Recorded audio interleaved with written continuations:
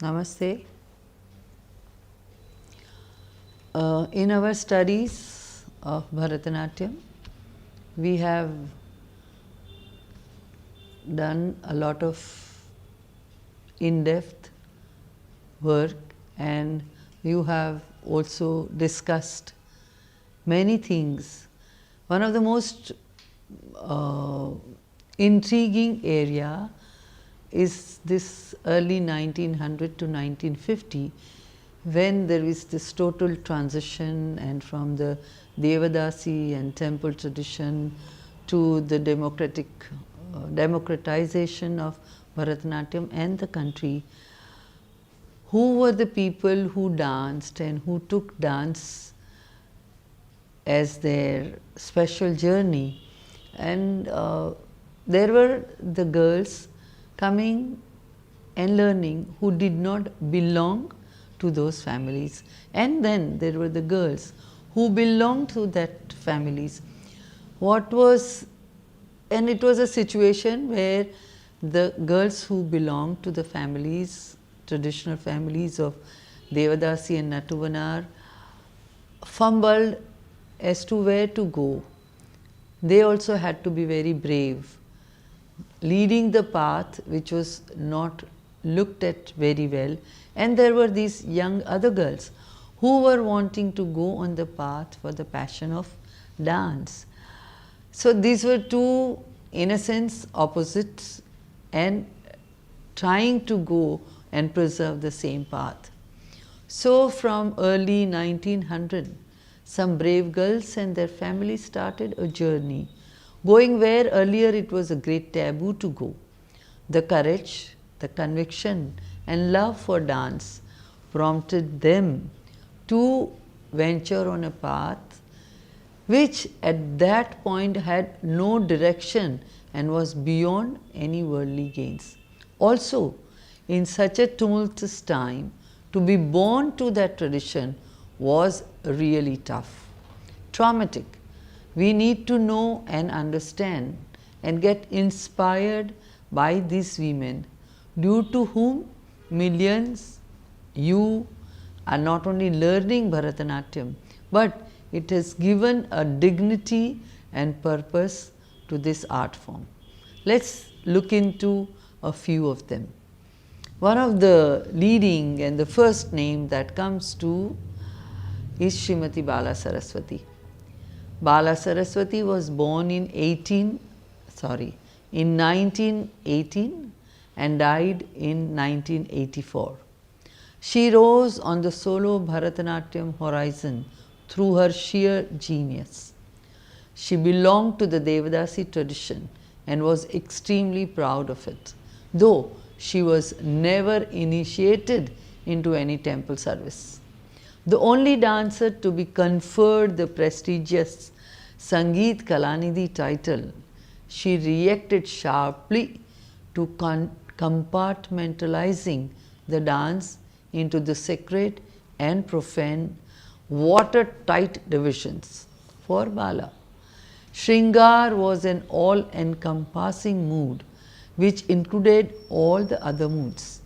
In 1975, speaking at the annual conference Tamil Sangam, Bala made the famous statement, "In Bharatanatyam, the Shringara we experience is never carnal, never, never." Bala came from a home where musicians like Dharmapumi Subbaraya, Tiruvottiur Tyagiyar, Hayagrivachari from Dharwad, Govindaswamy Pillai, Ariyakudi Ramanuj Iyengar were frequent visitors who came to meet and listen to Bala's grandmother, the inimitable Veena Dhannammal, the Veena player.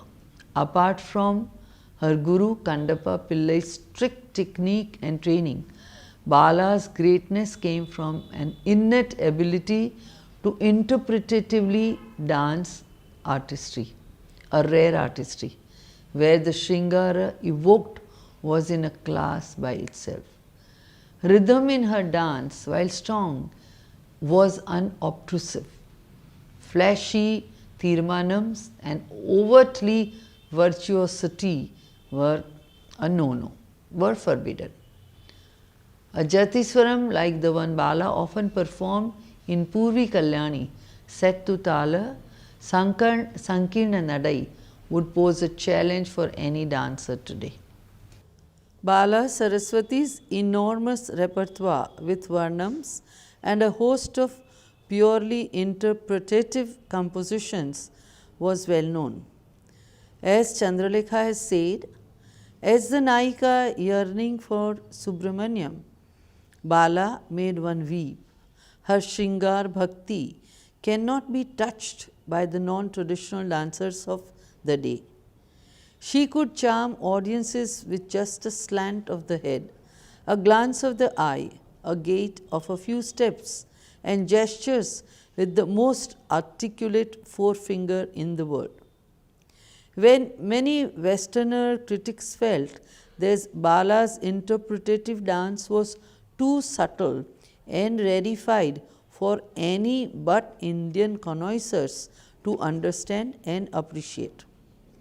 Very proud about her upbringing in a strict Devadasi family, Bala till the end refused to accommodate changes either in costume or in the prescribed concert format of the Margam, which according to her was structured like the great temple where one enters the Kopuram in Alaripu and stage by stage reaches the sanctum sanctorum in the Varnam to merge with the deity in the Tillana finale. She steadfastly refused to fool around with songs in languages she did not thoroughly know and held on to her breath, faith in the Devadasis being the ideal custodians of the dance. Bala never reconciled to the sophistication brought into modern Bharatanatyam. Her kind of genius can rarely pass on to the next generation, and not surprisingly, her artistic subtlety was not replicated even though her style was diligently taught by her student Nandini Ramani, who maintains that Bala was a very creative teacher. However, there are others who believe that Bala was a reluctant teacher even when it came to her own daughter Lakshmi, whose formal teaching began very late. Disillusioned by the fate of the Devadasi in India, Bala chose to do a lot of her teaching in the USA. It began with the Asia Society in New York, sponsoring her an artist in residence at the Wesleyan University in 1962. Her brothers Vishwa, the flutist, secured a teaching appointment there, and Ranganathan, the mridangam player, also migrated to the USA. Now Bala's grandson Aniruddha, her daughter Lakshmi's ninth son, performs Bala's repertoire. Srimati Bala Saraswati received the Sangeet Natak Academy Award in 1955 and the Padma Bhushan in 1957. When she was presented in Japan for an East-West conference, despite impresario Nicholas Nabokov's grave reservations about her being too old, the entire audience erupted into non-stop clapping at the end. Srimati Rukmini Devi Arundel was a disciple of Meenakshi Sundaram Pillai. Raised in a modern Indian family of the early 20th century, she grew up to become a highly sensitive and intelligent person who was drawn to the professionalism of the West. She was exposed to Western ideas by her husband, educationist Dr. Arundel, though she continued to remain anchored to Indian traditional values. Her mentor and strong influence was Theosophist Annie Besant, who wanted Indian culture to become central to education in India, resisting strongly the possible westernization of the country. Rukmini Devi Arundale was born in 1904 and died in 1986. Rukmini Devi was interested in both classical dance and education. In fact, in actually integrating dance with education. By dance, she also meant inculcating in young minds an appreciation for and understanding of Indian art and culture. So, in 1936, she established the International Academy of Arts, which later became Kalakshetra. She conceptualized Bharatanatyam teaching in a contemporary setting, which also integrated the benefits of the Guru Sishya tradition. In many ways, therefore, the post 1940 Indian dance story ushering in new trends begins with Rukmini Devi. Earlier, her interactions with ballerina Anna Pavlova had opened her eyes to a new world of dance in the global context.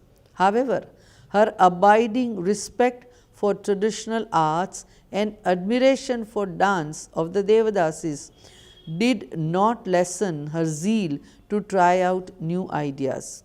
So, she made sure that Kalakshetra became home to the best of traditional gurus. Meenakshi Sundaram Pillai, Muthukumar Pillai, Chokalingam Pillai, Gauri Ammal, Sarda Ammal, Ambu Panikar. With her exposure to classical ballet, Rukmini Devi preferred the well-centered open bodily stance with full arm and leg stretches, emphasizing the linear dimensions of Bharatanatyam technique with the body geometry and the lines it wove in space. Her chief contribution to Bharatanatyam is conscious attention to movement profile and its extension in group presentations that helped adapt the dance form to presentation on the modern stage. Rukmini Devi understood that music was the crucial component in dance.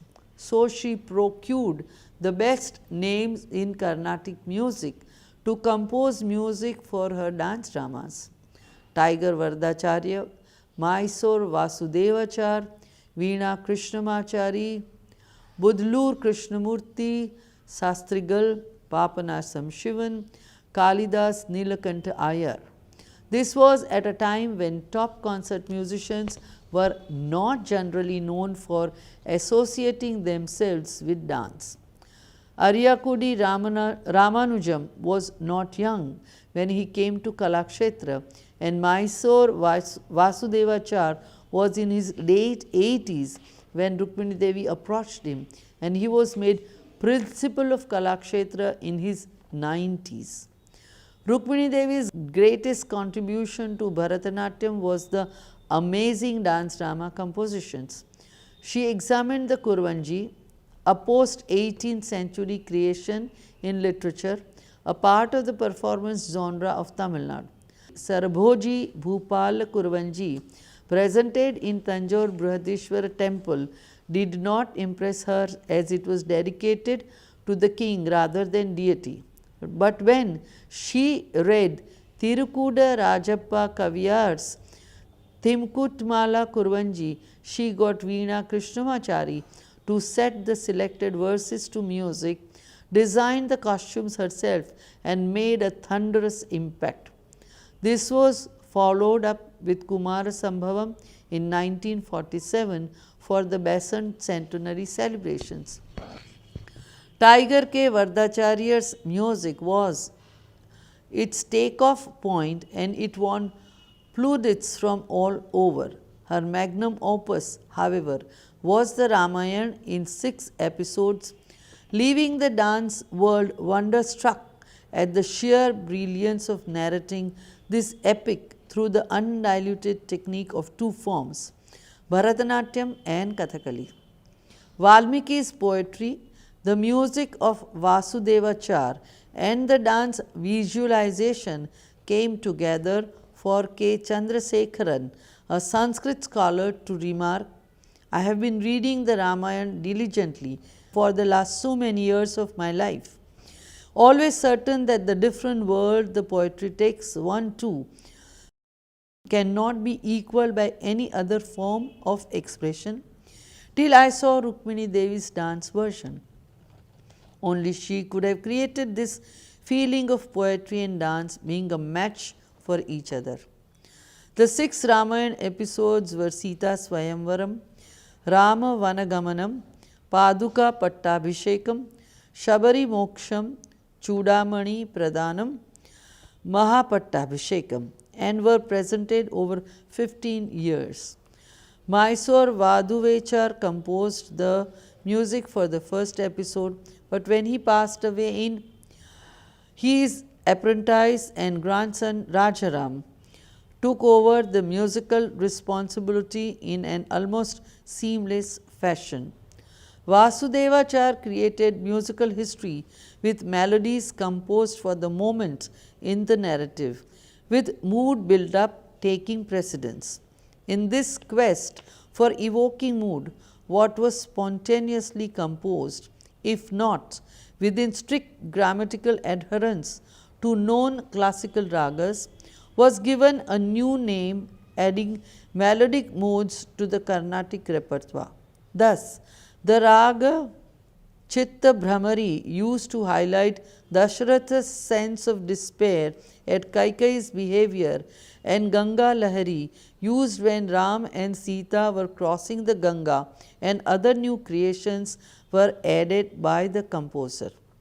Over the years, through innumerable presentations, Kalakshetra's finest artists, Kunniraman, Janardhanan, Dhananjay, Bal Gopal, Krishnaveni, Lakshmanan, Shanta Dhananjayan, later Narendran and Ganga, and many others danced the main Ramayana characters. The project was characterized by Vasudevacharya's close and tireless working with Rukmini Devi, even changing tunes composed after many hours of inspired effort at her gentle interventions, that the way she had imagined the setting demanded something else, showing not just the humility of the greatest of musicians, but also the kind of rapport Rukmini Devi had established with these masters, translating sensitive poetry into dance. Just as with the Kuruvanji, Rukmini Devi turned her attention to the Bhagavata Mela tradition in Melatur and Nallur in Tanjavur district too. Working with veteran Guru Balu Bhagavatar and his sister Kalyani Ammal, and refashioning traditional plays with original script in Telugu, Rukmangada Charitam and Usha Parinayam were highly successful performances, drawing public awareness to the parent tradition badly in need of support. The erotic poetry of Jayadev's Geet Govind found complete transformation at her hands. With music composed by Papanasha Shivan, she beautifully immersed the immortal love poem into a meditative devotional yearning, a metaphor for the individual identity seeking oneness with its cosmic identity. This emphasis on pure spirit without the over physicality in the treatment of Shringar, with imaginative subtle lighting creating a mystic aura around the forest setting where the action takes place, was far from the general literal understanding of the text. It's illustrated by how Rukmini Devi regarded the female body in dance. The dancer's physique, long associated in male perception with carnal love, had to be trained through meticulous technique as a vehicle of expression separate from the dancer's persona. She was so convinced that the dance was directed to a higher purpose that, along with musician Kalidas Nilkant Iyer, she changed Varnam's address to human kings to godly figures. Rukmini Devi faced criticism for appropriating the dance form of the Devadasis and diluting its essential erotic nature. Her response was logical and to the point. She maintained that a dance form practiced in the temple is an offering to the deity could never be devoid of devotion or bhakti. Gauri Amma believed that dance which was not worship had no right to exist, refusing to perform on stage, considering it vulgar. The Devadasi's dance epitomized sensuality because for generations as professional entertainers, she had been brought up in certain lifestyle. Dance invariably projects varying degrees of spirituality and sensuality. Rukmini Devi's Shringar in Bhakti stemmed from her background, as much as the Devdasi's Bhakti in Shringar came from lifestyle of unconventional sexuality sanctioned by society. Rukmini Devi's approach was also supported by her gurus. Once, Meenakshi Sundaram Pillai, asking her to improvise while interpreting a musical line, remarked that it was an interpretation not for you, though right for the Devadasi. You should have a different approach.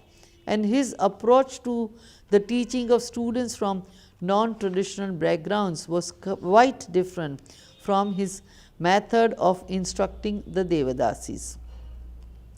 This was an important breakthrough for Bharatanatyam.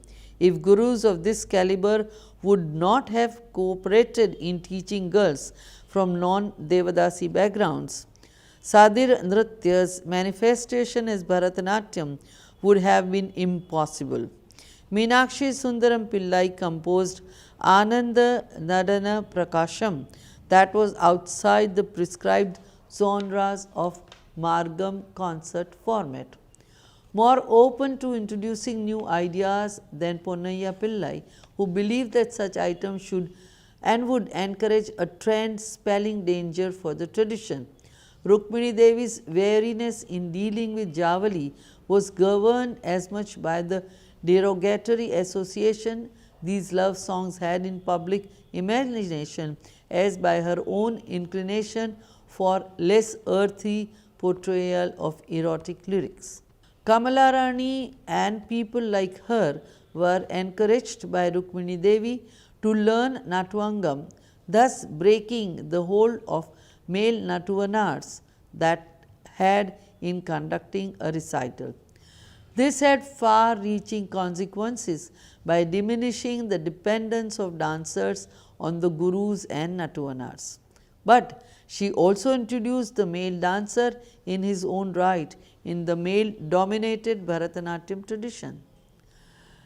There were exceptional gurus like Muthukumar Pillai, who danced with his sister Kanamba and Tirvarugyanam, or Guru Kuppaya Pillai, who performed in female disguise like E. Krishna Iyer did.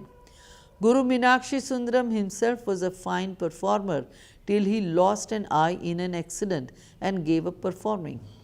With its accent on dance dramas, Kalakshetra needed male dancers. Kathakali training for male dancers was introduced to give them an upright stance and manly bearing. Kathakali Guru Ambu Panikar, Chandu Panikar and Krishnan Nair were invited to Kalakshetra to train boys carefully chosen by Rukmini Devi. Ambu Panikar and his son Janardhan served Kalakshetra for years, teaching and assisting in the dance drama productions. Today, some of the best teachers of Bharatanatyam are male gurus trained at Kalakshetra, some of them very active in the performance scenario as well. Srimati Shantarao studied at Shantiniketan and then went to Kerala in search of Kathakali and Vallathol. She became the first female pupil of Kerala Kalamandalam, even though it took some time for the Guru Revunni Menon to accept her. She learned Mohiniyattam under Krishnan Panikar and later Bharatanatyam under Pandanallur Meenakshi Sundaram Pillai. She became one of his cherished students. Shanta's linings, when you look at her pictures, you can see the straight and strength of the Pandanallur.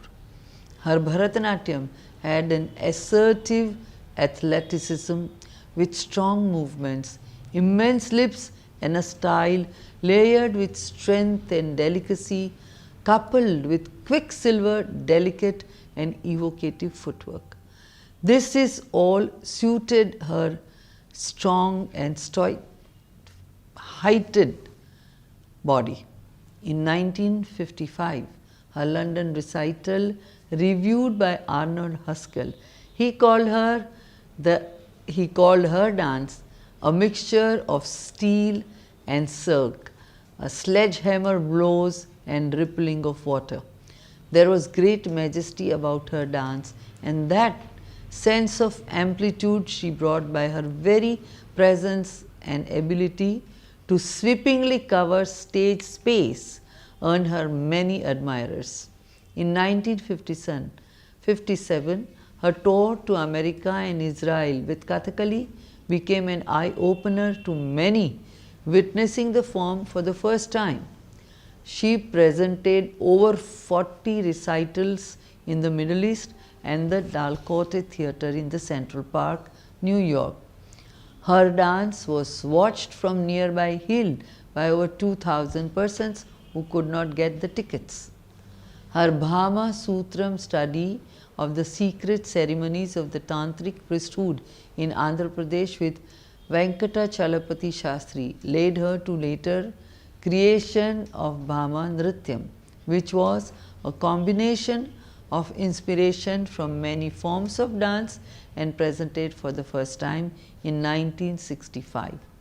She considered this dance, which she had to work hard on for creating the rhythm, movements and music, not as a break from tradition but as votive offering which comprised shared roots of dance practice. Wearing a 14-yard sari, Shanta danced for the god she believed in. Since she had no disciples to carry on what she knew, her contribution has become historical with no impressions left behind in terms of students. Her performances were divided into two distinct parts, the first half Bharatanatyam and the second half Mohiniyattam. Kalanidhi Narayan, from a conservative Brahmin family, became well known in the field of Abhinaya in Bharatanatyam. She had trained under Balasaraswati's guru Kundappa Pillai and Chinnaya Naidu between 1935 to 43 in Chennai, the latter being a great teacher of Abhinaya. Kalanidhi often regretted the fact that the Kanjivaram Bani she was trained in went out of vogue soon. Showing exceptional Abhinaya skills even as a child, her last performance in 1942. Uday Shankar, who happened to see her, wanted her to perform in his film Kalpana, but her family refused, and after her marriage, this promising dancer gave up dance. Until in 1972, the art activist Y.G. Doraiswamy sought her out, pursuing her to return as an Abhinaya teacher. Her first disciple was a young Alarmail Valli, disciple of Chokalingam Pillai, and later on his son Subbaraya Pillai. This was the time when interpretative dance seemed to have few takers, and Kalanidhi received and revived a sagging scene by restoring to the Padam and Javali their dwindling space. Today, any dancer aspiring for a better understanding of interpretative dance goes for training to Abhinaya Sudha, Kalanidhi's institution in Chennai. Kalanidhi's senior disciple Brega Brussel conducts classes at Kalakshetra. It was in 1940s that Mrinalini Sarabhai, after studying at Shantiniketan, came to Kalakshetra to study under Guru Muthukumar Pillai. She was trained with Pandanallur Tata, Meenakshi Sundaram Pillai, and later under Chokalingam Pillai. While she developed a deep respect for the clarity of vision and defined adavus of traditional Pandanallur Bharatanatyam, she also believed that classical art had to retain relevance with the changing times, just as tradition had to be preserved while taking on new coloring. Movement may be the same, but not design, she maintained. Rudra is still a relevant emotion, though yesterday's Rudra from Ramayana and Mahabharata had now to be directed against the destruction of values in the world. After marriage, Mrinalini settled in Ahmedabad, where she started Darpana Academy of Performing Arts in 1948-49. Also drawn to Kathakali, she invited Chatuni Panikar to join Darpana. Mrinalini used Kathakali in her work, divested of Aharya aspect, along with other art forms like puppetry, theatre, and of course Bharatanatyam. Along with compositions like Meghadutam, Palaki Seva Prabandham, Malvika Agnimitram, Usha Parinayam, and Shilapadikaram, highly innovative productions like Manushya, Matsya Kanya, Shakuntala, Chandalika, and Tasher Desh were all part of her very individualist approach. Inspired by classical poetry and being a poet herself, Mrinalini felt that dance had to reflect current societal issues like untouchability, wife burning, suicides, environmental abuse, and the rejection and isolation each person feels in different ways. Janvak, the folk dance wing of her institution, also does interesting presentations. To quote Mrinalini on her work, we are classical, contemporary, traditional, controversial, and pioneering all at once. Mrinalini Sarabhai was born in 1918 and she just passed away last week in 2016. We know Indrani Rahman as the beauty queen, but also she perhaps was the only person who single-handedly made Bharatanatyam known all over the world. She was also trained in Kuchipudi and Odissi. Her Russian mother Ragini Devi was one of the earliest foreigners to learn and perform classical Indian dance. Staying with her mother as Vallathol's guest, young Indrani's eyes opened to the majesty and power of Kathakali. Her training in Bharatanatyam under several gurus, Gauri Amma, Chokalingam Pillai, and last U.S. Krishnarao. Indrani's repertoire was not a very large one, though whatever she danced in Bharatanatyam, which formed the main thrust of her concert with Kuchipudi and Odissi presented in the latter part, never lacked classical weight and neat aesthetics. With a fine eye for spotting talent, Indrani presented many young dancers hopeful in her concerts who rose to stars like Durga Lal, Raja and Radha Reddy, Rimli Ibrahim, and so much. Settling down in New York in the later years, Indrani devoted herself to training dancers in Bharatanatyam. So here you've seen some of the very outstanding performers, researchers, gurus of Bharatanatyam, which inspire you to work hard and go ahead. Thank you.